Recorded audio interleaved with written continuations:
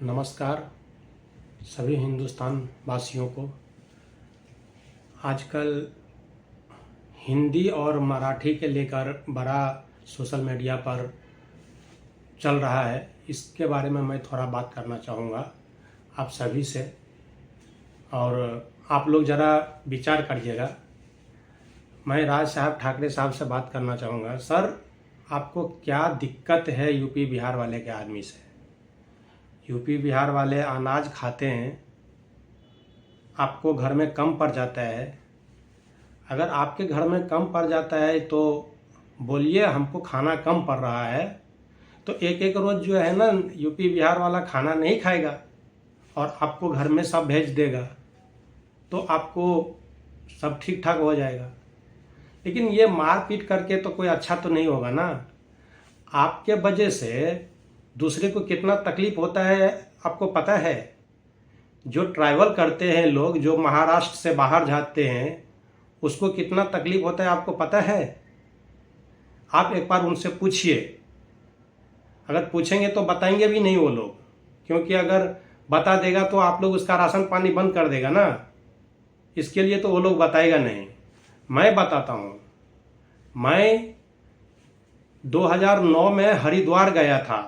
आपने 2008 में दंगा चालू किए थे, मारपीट किए थे। 2009 में मैं हरिद्वार गया था। हमारा गाड़ी था MH पासिंग था, यानी कि महाराष्ट्र पासिंग था। गाड़ी के नंबर देख के पब्लिक लोग ऐसे निकले, ऐसा टूट पड़े हमारे ऊपर में, जो आपको बता नहीं सकता हूँ मैं। ये तो हमने बोला जो भाई हमारा गाड़ी महाराष्ट्र का है लेकिन हम बिहार का है, तो हमारा जान बचा। थोड़ा बहुत तो खा लिया फिर भी, लेकिन जान बच गए। आपके वजह से हुआ। अगर आप हिंदी का लेके अगर और यूपी बिहार वाले का लेके जो आप लफड़ा नहीं करते ना, तो ऐसा नहीं होता। और ऐसा इसीलिए हुआ आपके वजह से। तो कोई सुरक्षित नहीं रहता है। आपके महाराष्ट्र से जो बाहर जाता है वो कोई सुरक्षित नहीं रहता है। उन लोग से पूछो उनके साथ में क्या बिहेव होता है। आप लोग को क्या पता? आप लोग तो इतने सारे सेप्टिक में रहते हो, इतने सारे लोग के पास में रहते, तो आप लोग को तो कोई कुछ नहीं बोल सकता है। लेकिन आम पब्लिक जो है ना, वो मार खा लेता है। तो हम आपसे रिक्वेस्ट करेंगे, जो आप ऐसा मत कीजिए। बाहर वाले को भी तकलीफ हो जाता है, जो आपका ही बंदा बाहर जाता है उसको ही तकलीफ हो जाता है। तो मेहरबानी कीजिए। और यूपी बिहार वाले से मैं बोलना चाहूँगा, भाई साहब, अपना एक नेता बम्बई में चुनने का काम आ गया है, अपना एक नेता नहीं है। इसके लिए हम लोग को कोई सपोर्ट नहीं मिलता है यूपी बिहार वाले को।